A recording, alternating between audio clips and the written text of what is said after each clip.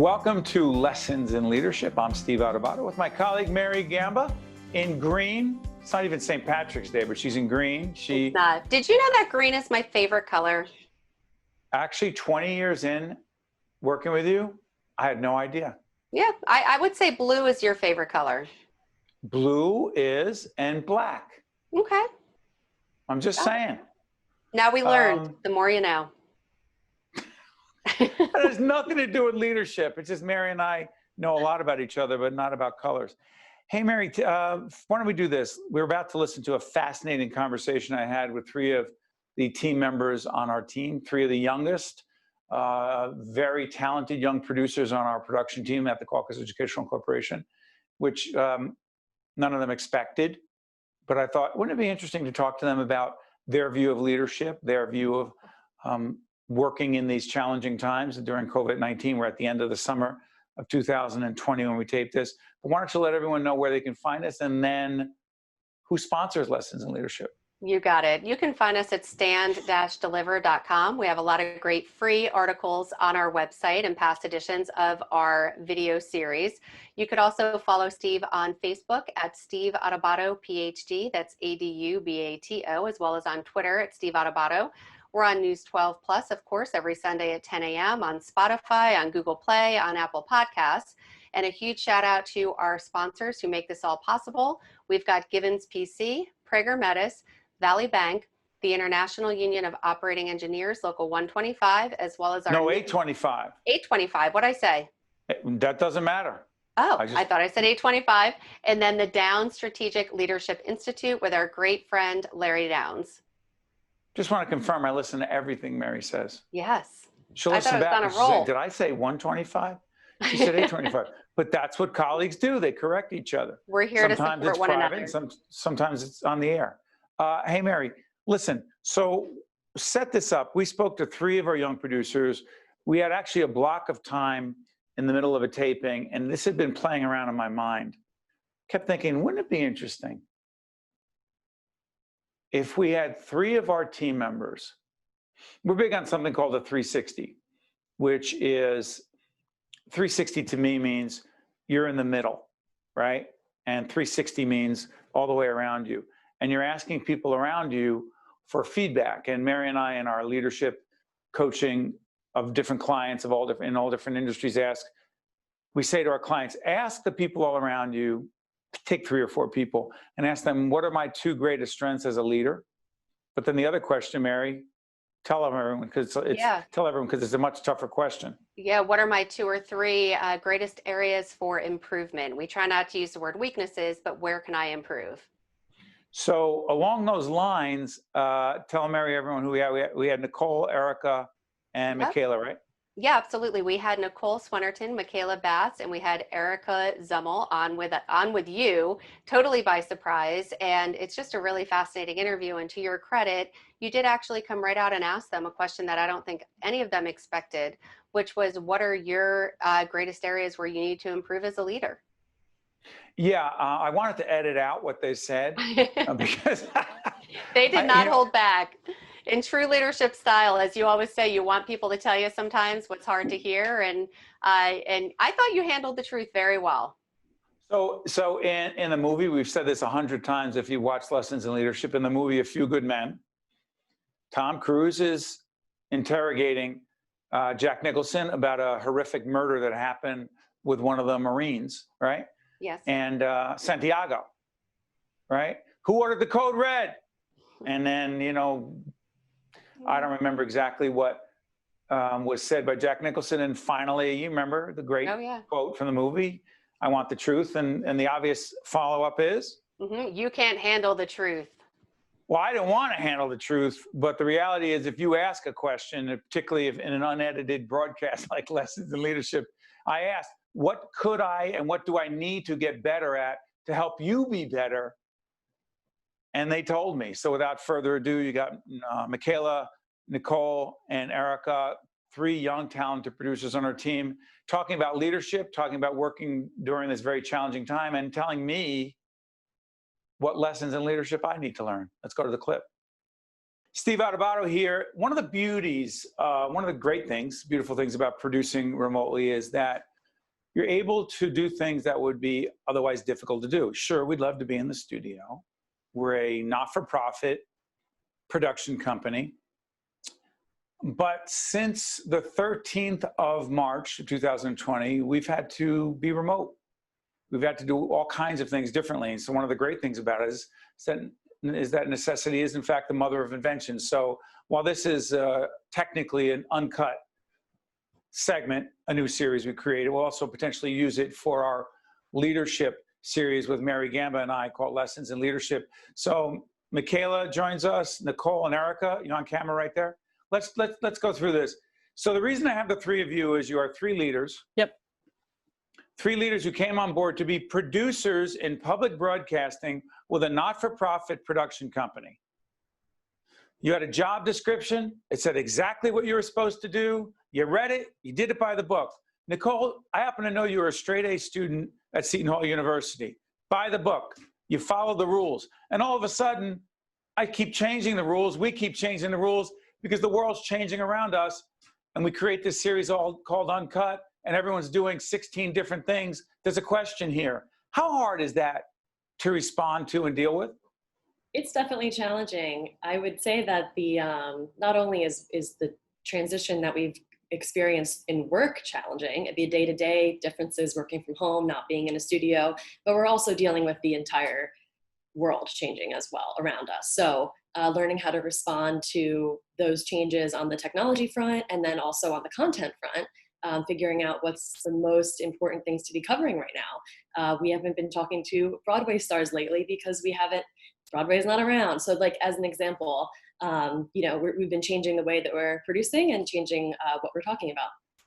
And what's also interesting is before we go to Michaela and Erica is that the new series Think Tank that we started, I believe in 2019, am I right? Yep. Okay, so we started Think Tank to replace Caucus New Jersey. When we said Caucus New Jersey was going to go away and we're going to create this new series called Think Tank leading into the 2020 election, and we would look at public policy issues, not so much partisan politics, which you can find anywhere, people arguing constantly about or from their political ideological positions. What opportunity did that create for you to become the senior producer, to step up, to lead Think Tank? Yeah, it was a great opportunity. And I think that we've done a good job this past year of learning how to create this whole new show and bringing in some really great people, working with the NJTV team, and everything has, you know, been really great. But then of course things change when you can't be around a round table together with a group of people. So, you know, it's still figuring out what's the important content, still trying to cover the important policy decisions that are being made in New Jersey and on the national level. So I think, yeah, things change, but content stays the same. And by the way, for background purposes, Nicole, Erica, Michaela, they never signed on to be on-camera reporters, producers, hosts, and in fact, for our Think Tank version on News 12 Plus, which is seen on Sunday mornings at 10:30 on News 12 Plus, and also Monday nights at 10. At 10, thank you.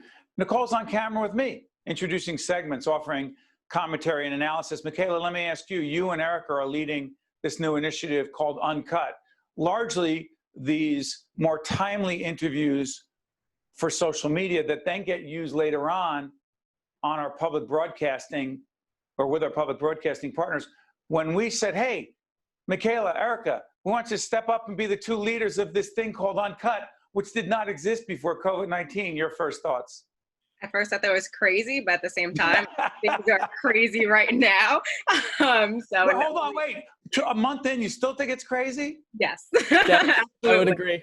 You mean in a good way, right? Yes, definitely. I think this entire process, and just with COVID and even with Uncut, everything's just kind of go with the flow. So like just take it as it comes to you. And so with Uncut, yes, it was crazy, but at the same time, it's just a new thing that we're just going to add on and just kind of go with it. And really, it's just been so successful. So it's okay. Well, what's it been like for you, before we get to Erica, what's it been like for you? You come on board, you've been with us how long at the Caucus Educational Corporation? 2 years. Don't say it seems like longer. Don't go there. So, and you're asked to now step up and to be a lead producer, but that wasn't your role. I often, and Mary Gamba and I say this all the time, that one of the things about leadership is that we're supposed to put people in positions that push them outside their comfort zone to get comfortable being uncomfortable. Give advice to people who say, no, I want to stay right where I am. This is where I'm good. Don't take me, and don't make me play another position. What do you say? I would say that you're never going to grow if you don't step out your comfort zone. You have to step out your comfort zone in order to move forward. If you stay in your comfort zone, everyone's just going to pass you. Like you have to do something that you're not comfortable with, that is a little bit scary, a lot of it scary, and just kind of run with it. Yeah. Erica, I remember when you signed on board to join us, your resume speaks for itself. It's very impressive. You've been very creative and imaginative and innovative in the past. What has it been like for you to be with us as we move from a studio production to a remote production, to be the co-leader, if you will, of Uncut with Michaela? What's it been like for you as a young leader? Yeah, it's been very interesting for me because it all happened very, very quickly. I came on in November of 2019 and I was already at a studio taping within like 2 weeks of being in the office. And it was super cool. I mean, I loved it, but then obviously I got more involved in the tapings with guests and everything. And now that we're remote and from home, it's a totally different, it's like it did a 180 almost. And then Uncut came into the picture and it's actually been really fun. And me and Michaela have been working together so well. Like we're always constantly IMing each other, like double checking that we have everything ready to go. And it's been really fun for us, I think, even though it has been crazy and like very just quick moving, it's been fun and I've enjoyed it and I'm having a great experience. Well, you know what's interesting about it is that we have terrific behind the scenes folks who make our production happen.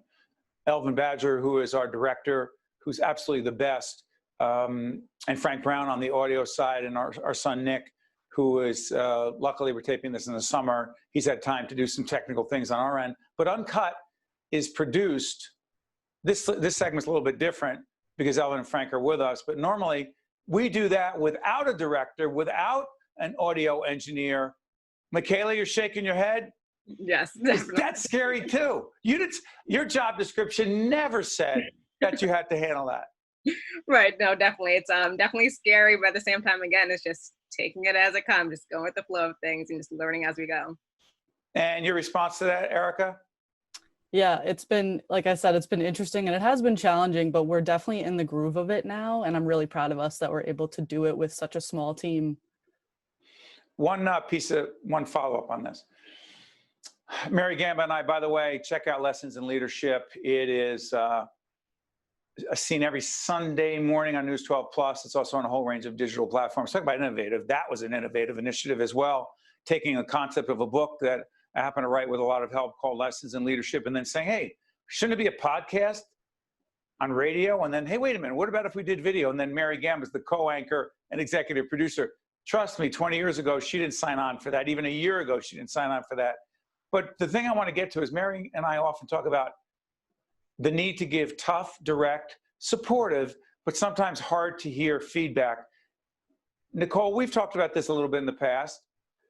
How much of an adjustment has it been for you to receive? I mean, you know, I'm not the best at giving feedback. I can be not as diplomatic as I need to be at times. How tough has that been for you? Even when you're doing a great job, there's always something I'm nitpicking about. That's true. Stop laughing, Erica. I see you. I would say that it's challenging to receive feedback that you don't expect. Of course, everybody is striving to do a perfect job at everything, but it's always going to happen. There's always something you can improve on, and you have to just learn to say, thank you for this feedback, because it's the only way I'm going to continue improving. So while it's challenging to hear, I think everybody would agree with that. It's not, you don't want to hear they're doing something incorrect, but it's just a way to improve what you're doing, and it's something that you have to keep doing moving forward. And so it's not even what you're doing incorrect sometimes. It's just something you may have missed. It's something that could be better, at least as I perceive it, or as the other leaders in the organization perceive it. Michaela, let me ask you this in terms of following up on that. What about if a leader says, you know what? Because we do a lot of coaching and we talk to people all the time, and there's a chapter in Lessons in Leadership that talks about this. There are some leaders that are so uncomfortable giving direct feedback because it makes, quote, the other person feel uncomfortable or they feel bad. I'm sitting there going, how the heck are we supposed to help people grow? You say, I say that every leader is different. There's not one type of leader. And so, yes, it might make someone feel uncomfortable. At the same time, you just have to kind of adjust with them. Certain feedback is portrayed different ways and just received different ways based on what type of leader that is. So really just working together and figure out the best way to communicate in terms of teaching a leader and being a leader. all right, I'm going to go out on a limb here. This is uncut, also potentially for our leadership show. So I'm going to ask this question as we wrap this up. I keep giving feedback, but I also say that if you're a leader that wants to learn, you have to get feedback. You have to receive it. You have to be open to it. In a movie called A Few Good Men that all of you weren't, none of you were born when it was made, with Tom Cruise. Stop, I Nicole. love that movie. Okay. Okay, vintage, old school. I love it. Yeah. Okay, I don't know the year. Check out the year, somebody, when it was made. But Jack Nicholson on the witness stand, Tom Cruise as the prosecutor on behalf of the military. And he keeps saying because there was a young guy who was frankly killed, a soldier. And Cruise keeps saying as the attorney, I want the truth. And Erica, what is Nicholson saying to him back? You can't handle the truth. Well, I'm going to try to handle the truth right now. I'm not going to try to make this about, oh, thank you, Elvin. Thank you so much. By the way, Elvin, talk about multitasking. He's directing, but he also is in the chat room saying 1992. Thank you, my friend. Talk about a leader. That's Elvin. So ready? I want some feedback. What is one thing I could do better and need to do better as a leader that would help each one of you be better and frankly create a more positive mood? And don't say, stop sending emails at weird time on the weekends about some nitpicky issue, because I already know that. Erica, go first, because I know you won't hold back. Wow, you're putting me on the spot here. That's the point of Uncut and leadership. I was actually going to say something along those lines, but not on the weekend. No, say it then. Go ahead. No, I think tell everyone what we're talking about. No, I think it's maybe just sometimes like when things are sent or changed very, very late or early. That's the only thing, is sometimes timing, but that's also like we've adapted to that, I think, in the situations when it happens. So you're saying, you know what's so interesting is I'm about to defend myself and say things change quickly. This particular interview was done because we had a gap in the taping schedule, wasn't planned, but I said, I feel it, I sense it, let's do it. And they're like, what are you doing? That's not on the schedule. Is that what you mean, Erica? yeah, sometimes. Like, this is fine because obviously we're all here and we're prepared, well, sort of prepared for this. You're but, not prepared. I didn't tell you we were doing this. Well, yeah, I know. I'm glad I wasn't wearing like my pajamas, but yeah, I think it would just be a timing thing sometimes. But like I said, we've all adapted to that. And I think we're all really good at adapting to such last minute changes. Listen, you don't have to just give straight, hard to hear. I can handle the truth. Michaela, you're up next.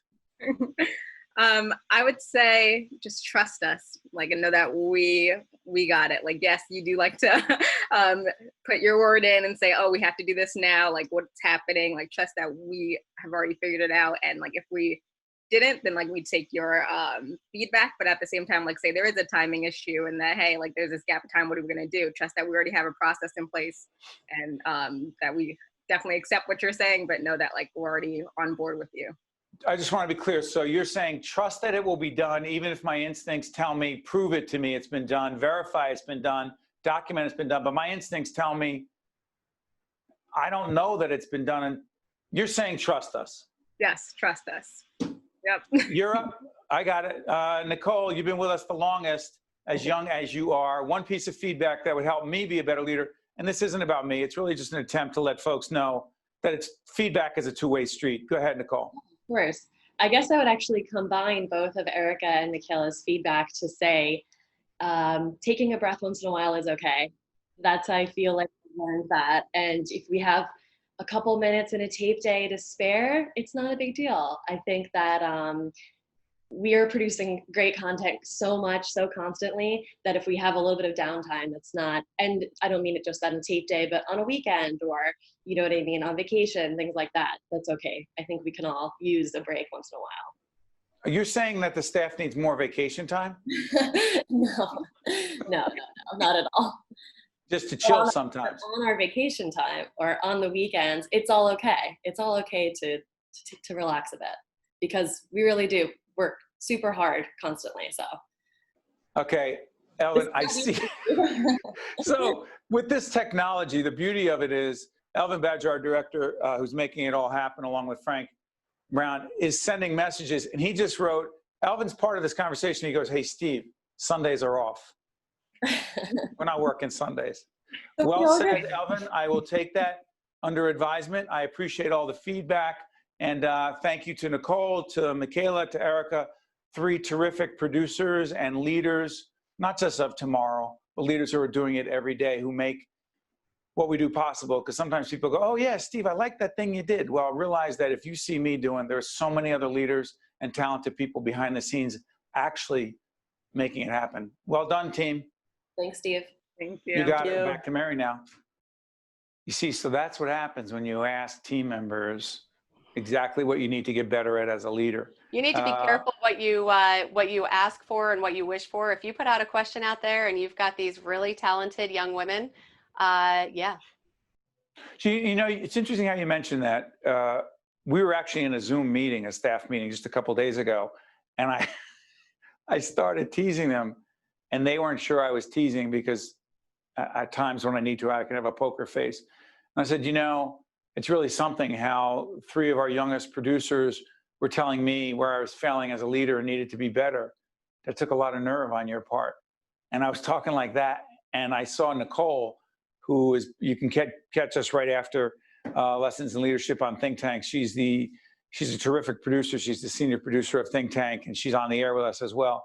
Did you see her face when I did that? Yeah, it dropped, and that you could just see like sweat and bullets. And that's one of the greatest things that I miss about being in person. Because I'm sure at that point, if you would have said that to me at that point, my neck probably would have gotten red. I would have gotten a little bit clammy.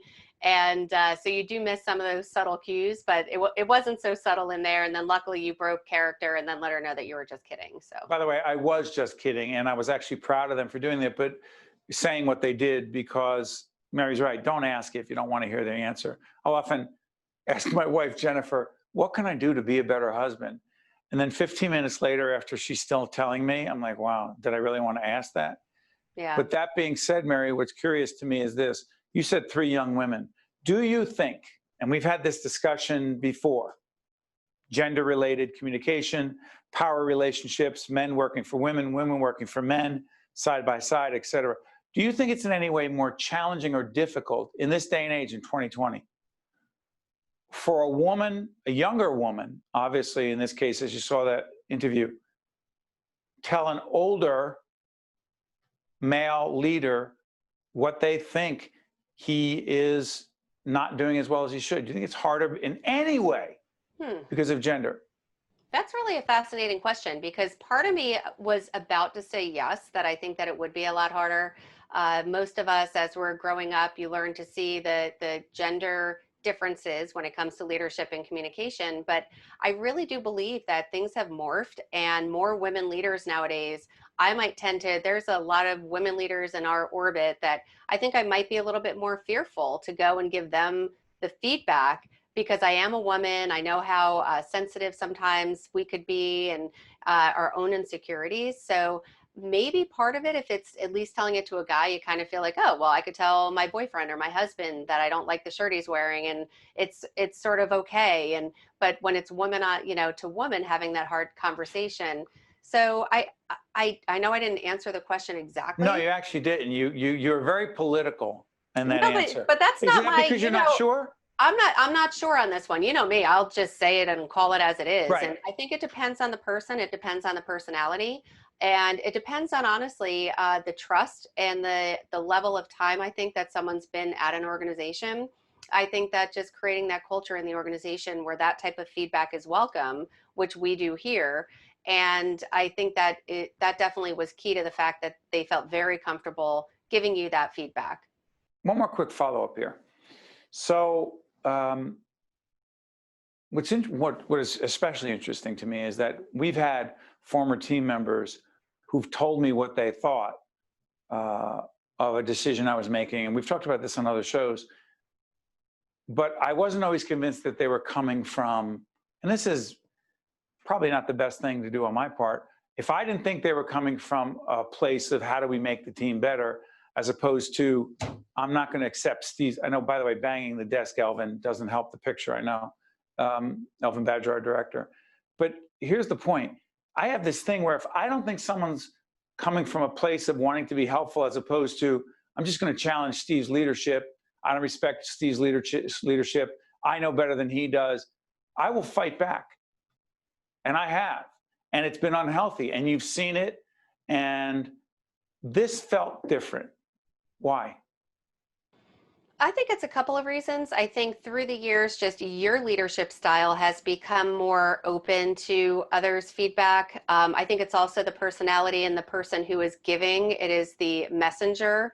And in this case, you can't talk about 3 more talented, committed individuals who truly want to do the right thing, who truly put in 110% in everything that they do. They do it with a smile. I've never once gone to any one of them and said, oh, I need your help with something, and had them say no or roll their eyes or sigh and make it seem like it was an inconvenience. And that is a true team player. And those types of people are really hard to find. Well, let me ask you this. To what degree, and we're only using what we did as a microcosm, as a mini case study for any leader who wants to know how he or she can be better and asks those who work with them on a regular basis and what it takes to be open to that feedback. Because I'm not going to lie, I would have loved if they said, you know, Steve, I mean, here are the 5. I don't think I asked them what I did well. I don't think I did. But I would love it if they said, like, can't think of anything. That's not what happened. Here's my point. I wonder sometimes, as leaders, how much we actually truly want to be, if not loved, highly respected and liked and admired by people we work with. And if we think they don't, I know you said about women being sensitive. I'm surprised you don't think that men are just as, if not more sensitive, because I know I am. No, and I know that you are. And you and I have talked about that a lot in the past. And you'll say, stop. It's like, thanks, I needed that, because you'll smack, you won't actually hit me.